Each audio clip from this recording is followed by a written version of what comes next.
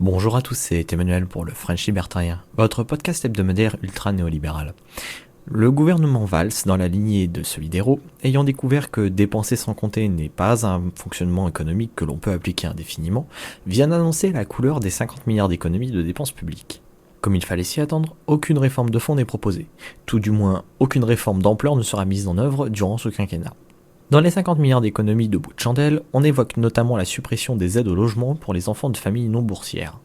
C'en est presque à croire que le gouvernement se plaît à rappeler qu'aucune réforme digne de ce nom n'a été faite, ni dans le domaine du logement, ni dans le domaine de l'enseignement supérieur depuis bien longtemps.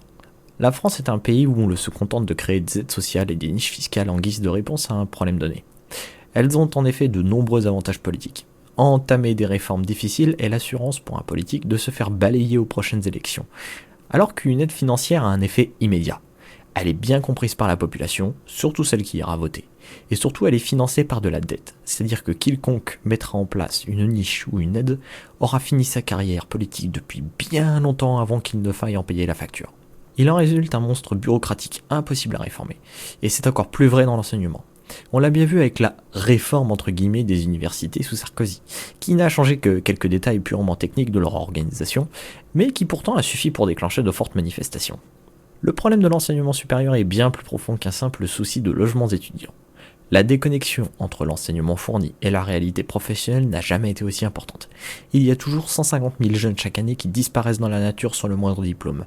Il y a une inflation du niveau de diplôme requis pour obtenir le moindre travail, et dans le même temps, les étudiants sont de plus en plus précaires. L'ascenseur social est rouillé et le taux de chômage des jeunes en France reste préoccupant, d'autant plus au regard des pays économiquement similaires.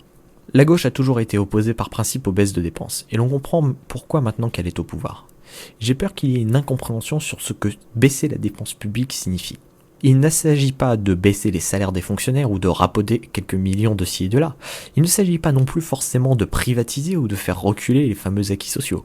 Oui, ces quelques milliards d'économies sont bienvenus, même s'ils ne sont pas agréables pour ceux concernés. Aucune baisse de dépenses n'est agréable, pour personne. Mais il y aurait pourtant des pistes possibles dans l'enseignement supérieur pour réduire la dépense, non pas en sucrant les budgets papier toilette, ni en massacrant le fameux modèle social. Mais on peut aussi tout à fait se contenter de supprimer les allocations logement des non-boursiers et prétendre que l'enseignement supérieur français a eu les réformes nécessaires.